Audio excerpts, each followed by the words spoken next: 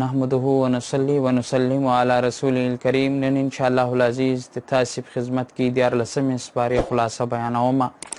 حضرت یوسف علیه السلام چې کله له تهمته بری سویه، نو باچا ورته وویل چې تا ته یو خاص منصب درکومه.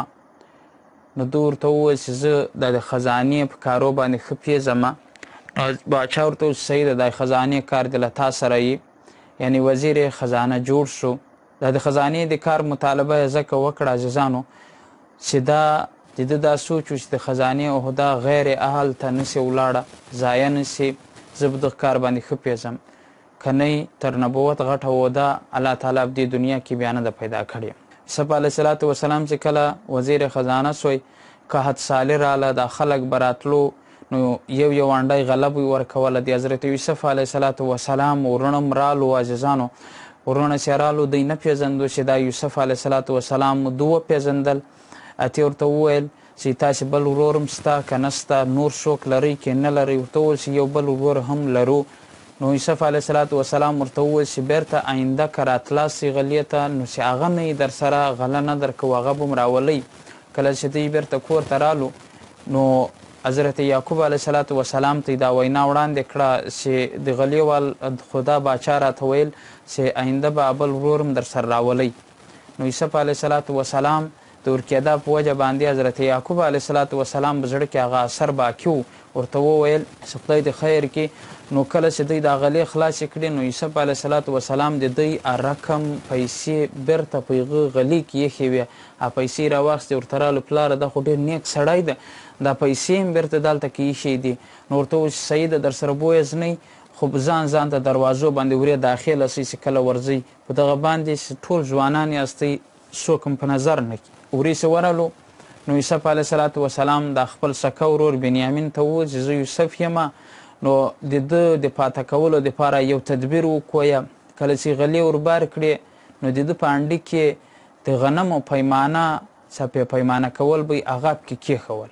باچا په دربار کې اعلان وشو چې دا پیمانه ورکه ده. نو تلاشیانې شروع شوې. یوسف علیه السلام ناسکه ورونو ته یې وویل چې تاسې هم تلاشي راکئ. نو دوی ورته وویل چې موږ نه ده پټه کړې. ورته وویل چې تلاشي خو راکئ، او که بیا وخه ده بیا به شي. نو ورته وویل چې زموږ په دین کې دا ده چې له چا یو شی وخیځي، غلا یې کړی، نو هغه سړی به د هغه په بدله کې ورې کیني، قید کیږي به. ته ورته وویل صحیح ده. نو اول یې د ناسکه ورونو د ټولو تلاشي وکړه. بنیامین واری سره راغو، بنیامین له غلې له انډیجې دا پیمانه وختله.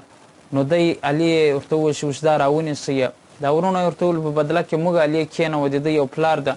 بهرحال بنیامین علي پاته سویه. یهودا دا مشر ورور یې وویل چې زه نظم پلار ته به څه جواب ورکوم، تاسې ورځئ پلار ته به دغه حال ویایي، او که تصدیق کویه دا نورو قافلې وال به هم دا ګواهي ورکړي. څه وخت بعد بیا کاتسالي وه، غلې ته دی رالو.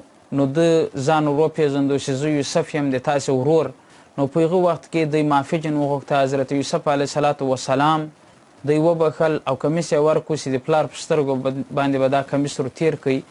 د پلار حال چې ورته ووایي، دومره درپسې وځړل چې د سترګو دید یې ختم سوی. یوسف علیه السلام کمیس ورکویه چې تاسې له ځان سره اوسئ، ورې به یې په سترګو ور تېر کړئ. کله چې عزیزانو دا ورونه ورې کېدل، هلته په کور کې حضرت یعقوب علیه السلام دا وفرمایل معجزه یې ظاهره سوه چې ما ته نن بیا د حضرت یوسف بوی راځي. نو په هغه وخت کې دا د الله تعالی قدرت ده. کله چې په کنعان کویی ورژندې وایي، ورې وویه، ورې لوری نه ورته معلومېده، اوس د کمیس لوری ورته معلوم سوی. یوسف علیه السلام ورونه چې کله ورلو، 11 ورونه مور او پلار ورته رالو. نو سجده تعظیمي ورته وکړه. اته چې کوم خوب لیدلی، د خوب تعبیر دلته راووتوی، انی رأیت 11 کوکبا، زه 11 ستوري وینم چې ما ته سجده کې. نن هغه 11 ورونه په سجده باندې ورته پراته وو. نو عزیزانو دا یو مسله زده کړئ، سجده تعظیمي مخته شریعتونو کې روا وه، صحیح وه. د موږ شریعت کې حرام ده سجده تعظیمي څوک نشي کړی. الله تعالی حضرت یوسف علیه السلام کیسې ته احسن القصص ویلی دي چې دا په کیسو کې بهترینه د عبرت والا کیسه ده چې موږ او تاسې له دې عبرت واخلو. او په یوه ځای باندې دا غټه واقعه، بل ځای په قرآن کې دغومره غټه واقعه نه ده ذکر سوې لکه څومره چې غټه واقعه حضرت یوسف علیه السلام والا ذکر سوه. مخته سورت رعد بیانې. سورت رعد کې الله تعالی بنیادي د الله تعالی توحید، رسالت او د قیامت بیان د دلایلو سره دا خبره ذکر شوه. مخته الله تعالی د باطل مثال بیان کو چې د باطل مثال د سیلاب د زګ غوندې ده. کله چې سیلاب راشي شور یې ډېر وي، نو د باطل شور هم ډېر وي. بیا چې کله سیلاب ختم شي نو دا زګ کته کیني. حق ده، کله ورېدی وړي د حق دبا وسي د باطل په وجه باندې، خو ختمیږي نه. حق ته حق ویایي، له حق ورسره مل سئ، ځکه چې باطل بیا هم راځي. چې باطل راشي، باطل که هر څومره بزور کړي نو د هغه مثال د زګ غوندې د هغه بیا هم ختمیږي. حق به پاته شي، باطل به ختم شي. مخته الله تعالی د متقینو صفات بیان کړو چې متقین هغه خلک دي چې واده کول پره کوي، خپلوي پالي او دغسې د الله تعالی حکمونه متعی نه په هغو باندې عمل کې، صبر کې، یو تکلیف چې راشي د لمانځه حفاظت کې، او دغسې چې الله تعالی کوم مال ورکړی ده هغه د الله تعالی په لار کې خرچ کوي. او فاسقانو کې دا صفات نه موجوده نه. اخر کې الله تعالی خوږ پیغمبر حضرت محمد رسول الله صلی الله علیه وسلم ته تسلي ورکړه. ورته وویل چې دا خلک که تا رسول نه مني نو د هغو پروا مه کوه. ورته وایه د ما په رسالت باندې د الله تعالی ګواهي بس ده. اهل کتاب ته دا خبره معلومیږي چې ته رسول یې. مخته صورت ابراهیم الله تعالی ذکر کوي. صورت ابراهیم کې الله تعالی د قرآن مجید د رالګلو حکمت او فایده بیان کړه. لتخرج الناس من الظلمات الى النور.